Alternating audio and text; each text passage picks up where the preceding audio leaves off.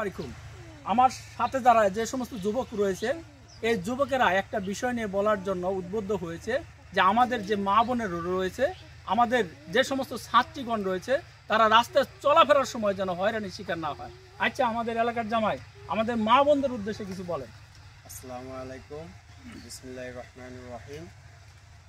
আল্লাহ পাকের সবকিছু প্রশংসা। মা বোনেদের দ্বারা আমরা এই দুনিয়াতে আসছি। ওনারা অনেক শ্রদ্ধাশীল, অনেক মায়া, এবং তাদের শ্রদ্ধা দিয়ে আমি বলতেছি, মা বোনেরা কখনো ছেলেদেরকে সুযোগ করে দেবেন না। রাস্তাঘাটে বেরোলে অবশ্যই আপনারা আপনাদের মানে পর্দায় রেখে পরে আপনারা বেরোবেন রাস্তাঘাটে। আর কোনো উচ্ছৃঙ্খলা কোনো ড্রেস পরে আপনারা বেরোবেন না, যার কারণে আপনাদের দিকে চোখ গেলে একটা ছেলে আপনাদের দৃষ্টি আকর্ষণ করে এমনকি ব্যাড সাউন্ড দেওয়ার চেষ্টা করে। এই সুযোগটা আপনারা কখনোই করে দেবেন না। এই বলে আমার বক্তব্য শেষ করছি। আসসালামু আলাইকুম।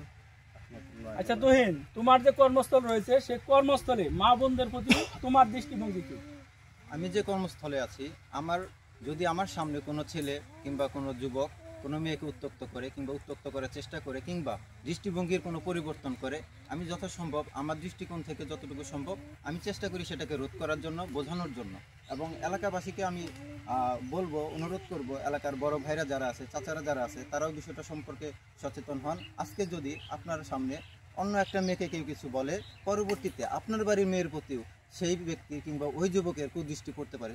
অতএব অন্যের মেয়ে না ভেবে নিজের পরিবারের মেয়ে অথবা নিজের বাড়ির মেয়ে হিসেবে অন্যের মেয়েকে দেখার চেষ্টা করেন, আমার এই পরামর্শ। ধন্যবাদ। আমরা রাস্তাঘাটে কখনো আমাদের মা বোনদেরকে উত্ত্যক্ত করব না, কখনো পাশে থেকে খারাপ কোনো সাউন্ড প্রয়োগ করব না।